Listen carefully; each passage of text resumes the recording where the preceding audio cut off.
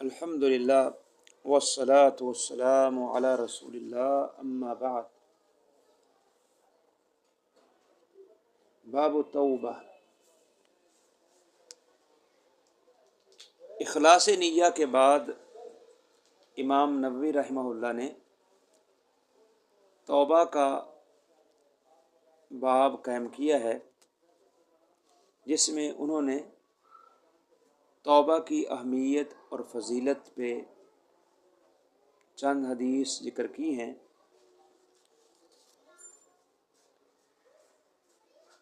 اور ان حدیث اور قرآنی آیات کو بیان کرنے سے پہلے انہوں نے توبہ کی شروط نقل کی ہیں۔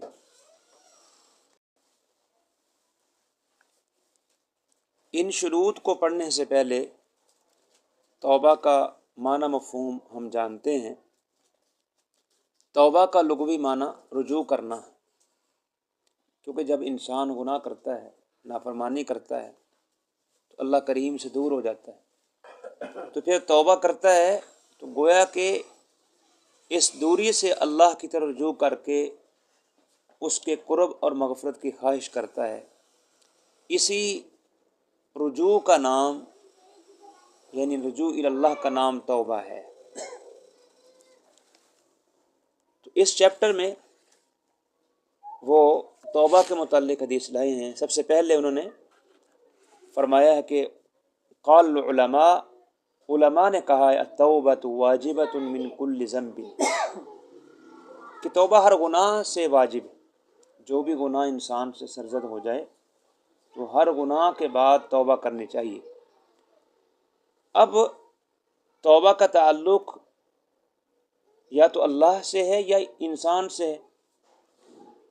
فإن كانت المعصية بين العبد وبين الله تعالى لا تتعلق بحق آدمی، اگر گناہ کا تعلق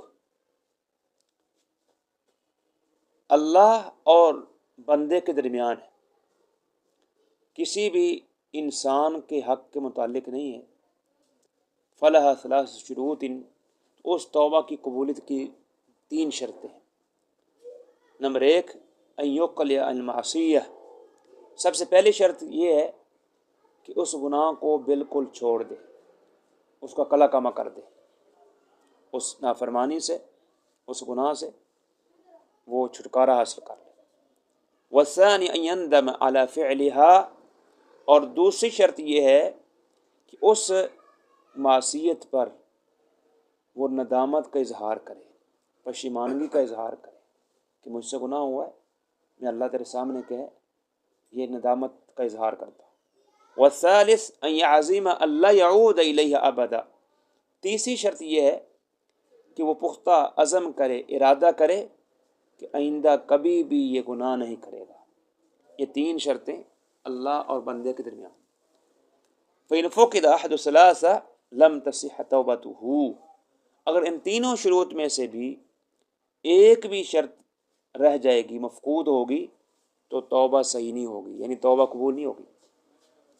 وإن كانت المعصية تتعلق بآدمی، اگر اس گناہ کا تعلق کسی انسان کے ساتھ، فشروطها 4، اس کی 4 شرطیں۔ هذه الثلاثة، 3 وہی جو ابھی مذکور ہوئی جو بندے اور اللہ کے درمیان، اور چوتھی کیا ہے؟ وَأَن يَبْرَأَ مِنْ حَقِّ صَاحِبِهَا، چوتھی یہ ہے کہ وہ صاحب حق کا حق ادا کرے، یعنی مالی حق ہے یا جانی حق ہے تو اس کا کیا کرے؟ وہ حق ادا کرے۔ مثلا فإن كان مالا أو نحوه رده إليه، اگر کسی کا اس نے مال کے لیا ہے، ہڑپ کیا ہے، چرایا ہے، جو اس قسم کی کوئی بھی چیز نجائز طریقے سے اس نے اخذ کی ہے، ردہ الیہ، اسے کیا کر دے؟ وہ واپس کر دے، لوٹا دے۔ وإن كانت حد قذف ونحوه مكنه منه أو طلب عفوه، اور اگر کسی پر اس نے تہمت لگائی ہے، تہمت کی حد ہے، یہی جیسے کوئی چیز ہے، اسے کیا کرے؟ اسے اپنے اوپر قدرت دے، یعنی اپنے نفس پر حد لگوائے، یا اس سے کیا کر لے؟ معافی طلب کر کے اس کو راضی کر لے۔ وَإِنْ كَانَتْ غِيبَةً اسْتَحَلَّهُ مِنْهَا، اگر کسی کی غیبت کی ہے تو اس سے بھی کیا ہے وہ اس بندے سے معذرت کرے کہ میں نے تیری غیبت کی ہے۔ وَيَجِبُ أَن يَتُوبَ مِن جَمِيعِ الذُّنُوبِ، اور یہ بھی ضروری ہے کہ وہ بندہ تمام گناہوں سے توبہ کرے، یعنی جتنے بھی گناہ کیے ہیں۔ فَإِن تَابَ مِن بَعْضِهَا، اگر بعض گناہ سے توبہ کرتا ہے بعض سے نہیں کرتا، صحت توبۃ عند الحق من ذلك الذنب، تو اہل حق علماء کے یہاں اس گناہ کی تو توبہ صحیح ہوگی، لیکن وہ باقی علیہ الباقی، باقی گناہوں کی جو توبہ ہے اس پر وہ باقی رہے گی، اسے کرنی پڑے گی۔ وقد تظاہرت دلائل الکتاب والسنہ واجماع الامہ علی وجوب التوبہ۔ باقی وہ کہتے ہیں کہ توبہ کے واجب ہونے پر کتاب و سنت کے بکثرت دلائل اور امت کا اجماع ہے، یعنی توبہ کرنا ضروری ہے، واجب ہے، خاص طور پر جو کبیرہ گناہ ہے۔ یعنی اگر انسان سے بڑا گناہ ہو جاتا ہے تو کبیرہ گناہ کی توبہ کرنا ہر مسلمان پر فرض ہے۔ چھوٹے صغیرہ گناہ کی نماز وضو سے وہ انسان کے جھڑتے رہتے ہیں، ختم ہو جاتے ہیں، لیکن بڑا گناہ سے توبہ کرنا کیا ضروری ہے، اور بڑا گناہ بغیر توبہ کے وہ معاف نہیں ہوتا ہے۔ تو یہ ہے توبہ کے بارے میں امام نووی رحمہ اللہ نے چند شرائط کا ذکر کیا ہے، ان کا جاننا انتہائی ضروری تھا۔ یہ شروط انہوں نے کتاب و سنت کے دلائل سے اخذ کی ہیں۔ برکیف آگے وہ قرآنی دلائل پیش فرما رہے ہیں۔ توبہ کی اہمیت پر اللہ تعالیٰ نے فرمایا ہے، اللہ فرماتے ہیں وَتُوبُوا إِلَى اللَّهِ جَمِيعًا أَيُّهَا الْمُؤْمِنُونَ لَعَلَّكُمْ تُفْلِحُونَ، اے مومنو سب کے سب اللہ کی طرف توبہ کرو، رجوع کرو، لَعَلَّكُمْ تُفْلِحُونَ، تاکہ تم کامیاب ہو جاؤ۔ سورہ نور میں اس میں اللہ سبحانہ و تعالیٰ نے تمام اہل ایمان سے خطاب کر کے انہیں توبہ کی تلقین کی ہے، اور یہ واضح کیا ہے کہ توبہ سے بندہ کامیاب ہو جائے، جو توبہ کر لے گا اس کے لیے کامیابی ہے۔ اگر توبہ نہیں کرے گا، گناہ پہ گناہ کرتا جائے گا، تو انسان کا سارا دل سیاہ ہو جائے گا۔ اور اللہ فرماتے ہیں سورہ ہود میں آیت نمبر 3، استغفروا ربکم ثم توبوا الیہ، رب کی طرف استغفار کرو پھر اس کی طرف توبہ کرو۔ استغفار کا معنی کیا ہوتا ہے؟ مغفرت طلب کرنا، بخشش طلب کرنا، اور توبہ کا معنی رجوع کرنا ہوتا ہے۔ تو مطلب جو اللہ کی طرف رجوع کر کے اللہ سے اپنے گناہوں کی معافی طلب کر لو، یعنی ایک بندہ اللہ کی طرف پلٹ آتا ہے اور پھر اللہ سے بخشش طلب کر لیتا ہے، تو اس میں استغفار اور توبہ دونوں کو اکٹھا کر دیا ہے۔ اور سورہ تحریم میں اللہ فرماتے ہیں یا ایھا الذین آمنوا توبوا الی اللہ توبۃ نصوحا، اے ایمان والو اللہ کی طرف خالص توبہ کرو۔ توبہ نصوح کس کو کہتے ہیں؟ پکی اور خالص توبہ، جس کے بعد گناہ نہ ہو، اور جس کے اندر وہ تینوں شرطیں پائی جائیں جو آپ نے اوپر پڑھی ہیں، اس کو کیا کہتے ہیں؟ توبہ نصوح کہتے ہیں۔ تو برکیف ان قرآنی آیات میں اللہ سبحانہ و تعالی نے اہل ایمان کو توبہ کرنے کی تلقین کی ہے، استغفار کرنے کی تذکیر فرمائی ہے۔ اس سے انسان کامیابی کی طرف جاتا ہے اور مزید گناہوں سے بچتا ہے، اور معاشرے کے اندر ایک صالح اور نیک فرد بن جاتا ہے۔ آگے جو حدیث پڑھی گئی ہے، حضرت ابو ہریرہ عبد الرحمن بن صخر بیان فرماتے ہیں سمعت رسول اللہ صلی اللہ علیہ وسلم یقول واللہ انی لاستغفر اللہ واتوب الیہ فی اليوم اکثر من 70 مرہ، رواہ البخاری۔ وہ فرماتے ہیں کہ رسول کریم نے فرمایا ہے اللہ کی قسم میں دن میں 70 مرتبہ سے زیادہ اللہ سے گناہوں کی بخشش مانگتا ہوں۔ واللہ انی لاستغفر اللہ، میں اللہ سے استغفار کرتا ہوں، واتوب الیہ، اور اللہ کی طرف توبہ کرتا ہوں، فی الیوم دن میں اکثر من 70 مرہ، 70 سے زیادہ مرتبہ۔ اس حدیث میں توبہ استغفار کی ترغیب دلائی گئی ہے کہ جو نبی کریم علیہ السلام مغفور ہیں، اللہ نے ان کے اگلے پچھلے گناہوں کو کیا کر دیا ہے؟ غفر لک اللہ ما تقدم من ذنبک وما تاخر، وہ نبی کہ جن کے گناہ معاف کر دیے ہیں، جو گناہوں سے پاک ہستی ہے، وہ بھی 70 مرتبہ کیا کرتے ہیں؟ ایک ایک مجلس میں استغفار کرتے ہیں، توبہ کرتے ہیں۔ تو ہمیں تو بالاولیٰ توبہ کا کیا کرنا چاہیے؟ اہتمام کرنا چاہیے۔ اور توبہ کی جو کثرت ہے اور اس کا جو استمرار ہے، اس سے کیا ہوگا؟ انسان کے غیر شعوری طور پر جو گناہ ہو جاتے ہیں وہ بھی معاف ہو جاتے ہیں۔ آپ توبہ کرتے ہیں تو غیر شعوری، ایک ہوتا ہے شعور کے ساتھ بندہ کرتا ہے گناہ، ایک ہوتا ہے شعور میں ہوتا نہیں ہے، ویسے شعور کے بغیر گناہ ہو گئے تو توبہ کرنے سے کیا ہوگا، وہ گناہ مٹ جاتے ہیں، ختم ہو جاتے ہیں۔ جی اگر بن یسار مزنی بیان فرماتے ہیں کہ رسول کریم علیہ الصلاۃ والسلام نے فرمایا ہے، یا ایھا الناس، اے لوگو، توبوا الی اللہ واستغفروہ، اللہ کی طرف توبہ کرو، اللہ کی طرف رجوع کرو اور اس سے بخشش طلب کرو، اس سے مغفرت طلب کرو۔ فإن يتوب فی اليوم مرہ، بے شک میں محمد بھی دن میں 100 مرتبہ اللہ کی طرف توبہ کرتا ہوں۔ یہ روایت صحیح مسلم میں، اس میں رسول کریم نے توبہ کی تاکید فرمائی ہے، امت کو بھی تلقین فرمائی ہے کہ تم بھی اللہ سے توبہ استغفار کرو، میں محمد بھی دن میں 100 مرتبہ توبہ کرتا ہوں۔ یعنی جن کے گناہ اللہ نے معاف کر دیے ہیں وہ 100 مرتبہ یا 70 مرتبہ توبہ کر رہے ہیں، اور ہمیں بھی تلقین فرما رہے ہیں کہ تم بھی کیا کرو، اللہ سے استغفار۔ اس سے یہ بھی پتہ چلتا ہے کہ اپنے شعور کے مطابق گناہ نہ بھی ہوں تو پھر بھی انسان کو 100 مرتبہ دن میں توبہ کرنی چاہیے، خاص طور پر صبح و شام کے اذکار میں یہ بات شامل کر لینی چاہیے کہ 100 مرتبہ کی تسبیح کر لیں استغفار کے، استغفر اللہ و اتوب الیہ، استغفر اللہ و اتوب الیہ، یعنی صبح و شام میں یہ 100 مرتبہ کی تسبیح جو ہے یہ انسان کر لے، استغفر اللہ و اتوب الیہ۔ تو جو مطلب یہ ہے کہ یا صبح کر لے یا شام کر لے، 200، میرا مطلب یہ ہے کہ صبح کا اہتمام کر لے، صبح کے وقت کر لے، یعنی 100 مرتبہ کی جو تسبیح ہے استغفر اللہ و اتوب الیہ، تو اس سے نبی کریم کی اس حدیث پر عمل ہو جائے گا۔ آپ امت کو جو خطاب فرما رہے ہیں توبوا الی اللہ، اس حدیث کے مطابق کیا ہے، ہمیں عمل پیرا ہونا چاہیے۔ نعم۔ وعن ابی حمزۃ انس بن مالک الانصاری خادم رسول اللہ صلی اللہ علیہ وسلم، ابو حمزہ ایک کنیت ہے جناب انس بن مالک انصاری کی، جو اللہ کے نبی کے خادم ہے۔ اللہ کے نبی علیہ السلام جب مدینہ منورہ تشریف لائے تھے تو جناب ابو طلحہ انصاری ان کو اللہ کے نبی کی خدمت میں لے آئے کہ اللہ کے نبی آپ کے خادم ہیں، آپ کی خدمت کریں گے۔ 10 سال نبی کریم کی خدمت کرتے رہے، 10 سال کی عمر تھی، 10 سال خدمت کی، 10 سال سفر و حضر میں نبی کریم کے ساتھ رہے ہیں آپ کے خادم کی حیثیت سے، اور آپ کی خدمت گزاری کرتے رہے ہیں۔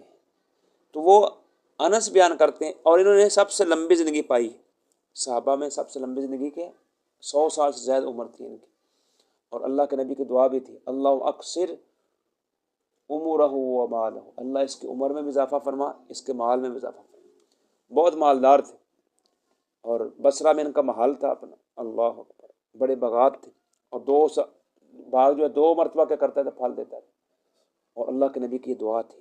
یہ خود فرماتے تھے کہ اللہ کے نبی کی دعا ہے میری اولاد بھی زیادہ ہے، یعنی 100 سے زیادہ کیا ہے، اس کے بیٹے بیٹیاں پوتے پوتیاں تھیں، 100 سے زیادہ، یہ اللہ کے نبی کی کیا تھی، دعا تھی۔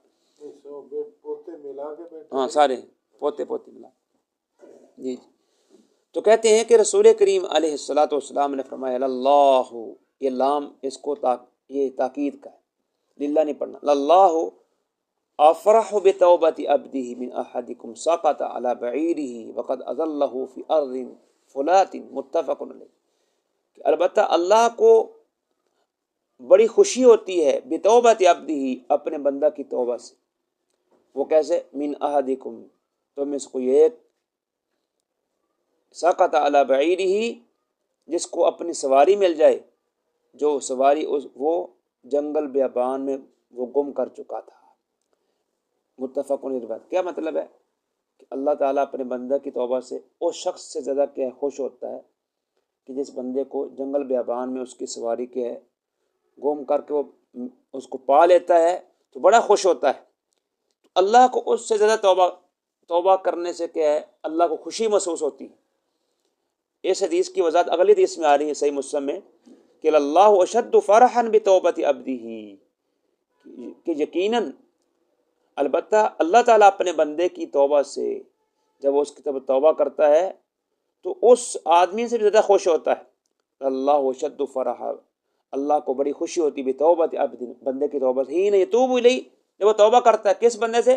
من احدکم، تو میں سے کسی ایک سے، کان علی راحلتہ، جو اپنی سواری پر کیا ہوتا ہے، سوار ہوتا ہے، بارض فلات، یعنی جنگل بیابان میں،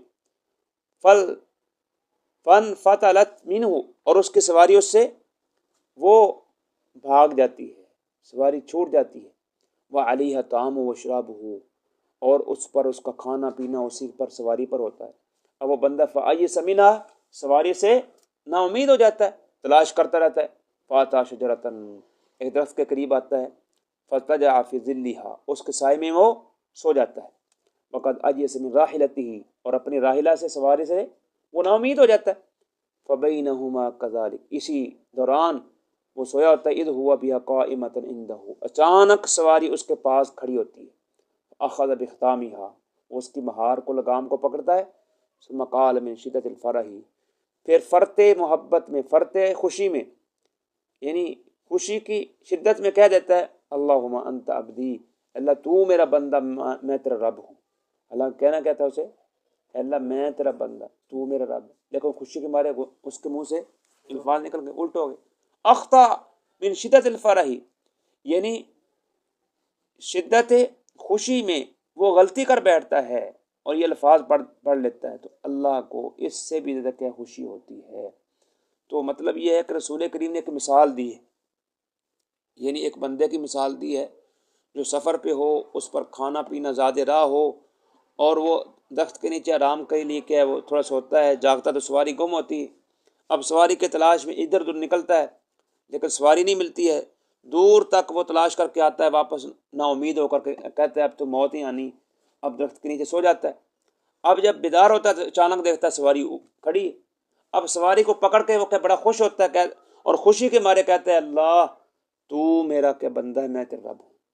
تو اس بندے کو جس کو سواری ملی ہے اتنی خوشی ہوتی ہے، اللہ کو اس وقت اتنی خوشی ہوتی ہے کہ جب بندہ گناہ کر کے توبہ کر لیتا ہے۔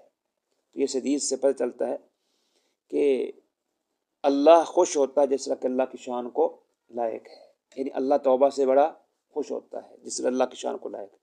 تو اس حدیث میں توبہ کی ترغیب ہے، توبہ کی کیا ہے، ترغیب دلائی گئی ہے کہ توبہ کرنی چاہیے، اور دوسرا یہ بھی معلوم ہوا کہ جو بات بغیر قصد ارادے کے غلطی سے منہ سے نکل جاتی ہے تو اس پر اللہ کی طرف سے پکڑ نہیں ہے، اللہ پکڑ نہیں کرتا، غلطی سے منہ سے نکل گئے الفاظ، کہنا ہی کیا تھا، اللہ تو میرا رب ہے، میں تیرا بندہ ہوں، لیکن منہ سے کیا ہے غلط نکلے، اللہ تو میرا بندہ ہے، میں تیرا رب ہوں، تو غلطی سے اگر کوئی چیز لفظ نکل جائے تو اس پر اللہ کی طرف سے مؤاخذہ اور پکڑ نہیں ہے۔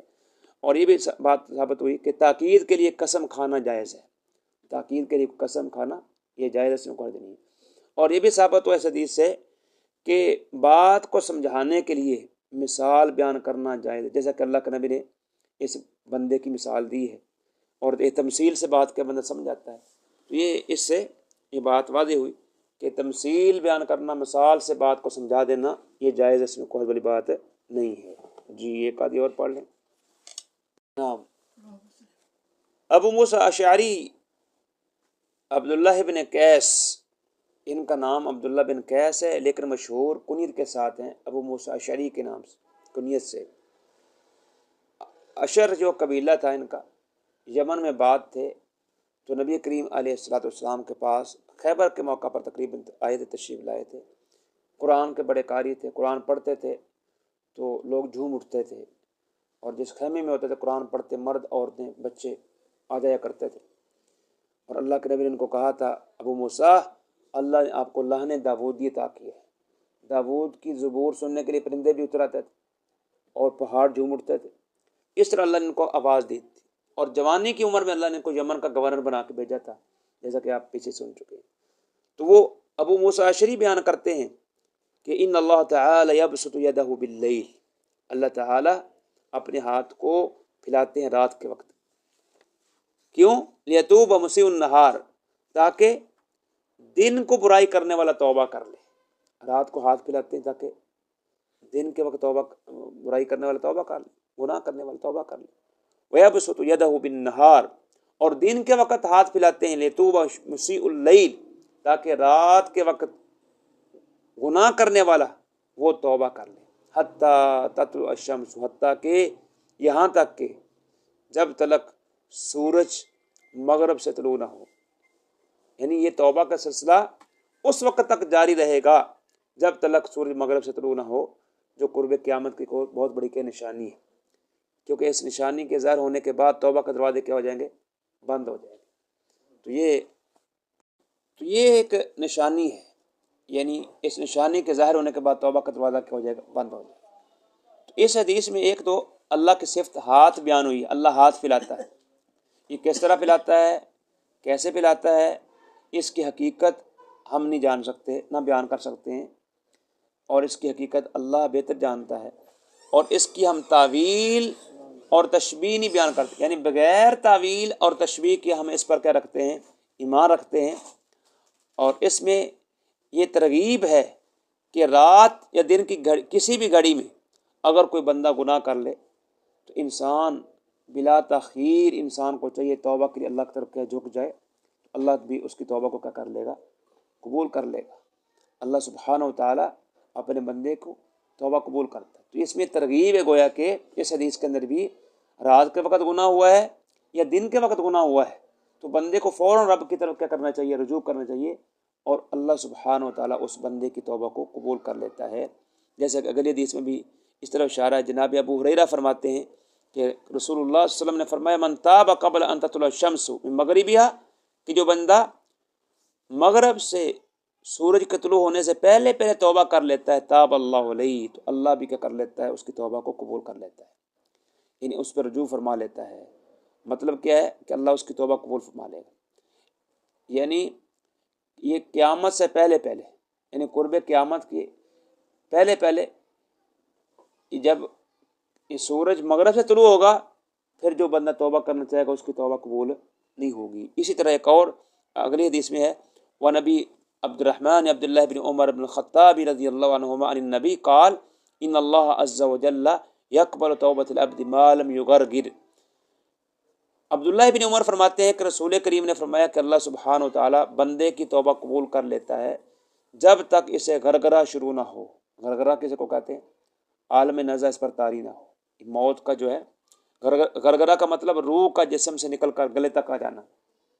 جب روح پورے جسم سے نکل کر گلے تک آتی ہے تو انسان کا گرگرہ لگ جاتا ہے، اس کو حالت نزع کہتے ہیں، یعنی جان کنی کا وقت ہوتا ہے، جان نکل رہی ہوتی ہے بندے کی، اس وقت بندہ توبہ کرے توبہ قبول نہیں ہوگی، اس سے پہلے کیا ہے؟ انسان توبہ کر سکتا ہے۔ تو بہرحال اس حدیث میں بھی ان دونوں حدیثوں میں توبہ کی رغبت دلائی گئی ہے کہ گرگرے سے پہلے، موت آنے سے پہلے اور سورج کے مغرب سے طلوع ہونے سے پہلے انسان کو توبہ کرنی چاہیے،